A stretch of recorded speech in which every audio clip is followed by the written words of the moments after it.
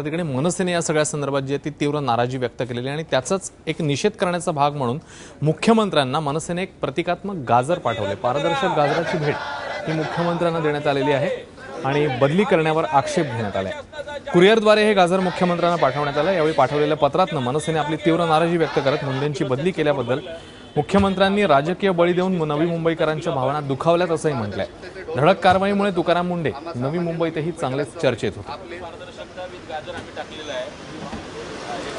10 महापालिकाच्या निवडणुका संपल्या आणि मुख्यमंत्र्यांच्या पारदर्शकतेचा बुरका फाटला गेलेला आहे। अजूनही आम्ही या पारदर्शी मुख्यमंत्र्यांना मानतो, म्हणून जास्त नाही 3 किलोची पारदर्शकता या काचेच्या भरण्यांमधून आज आम्ही त्यांना पाठवलेली आहे। सोबत गाजर सुद्धा पाठवलेलं आहे आणि आमचं एक निवेदन पाठवलेलं आहे की तात्काळ आपण मुंडेंची बदली रद्द करावी आणि अशा प्रामाणिक कर्तव्यदक्ष अधिकाऱ्याची गरज या नवी मुंबईला आहे, ज्याने इथल्या भूमाफियांना व्यसन घातलेलं आहे, इथल्या महापालिकेतल्या भ्रष्टाचाराला व्यसन घातलेलं आहे, इथल्या अनेक महसूल महापालिकेचा त्यांनी वाढवलेला आहे। अशा अनेक गोष्टी आज नवी मुंबईकरांसाठी त्यांनी केलेल्या आहेत। त्यामुळे याचा निषेध करायला आणि मुंडेंची बदली रद्द करावी म्हणून आज आम्ही या ठिकाणी आंदोलन केलं।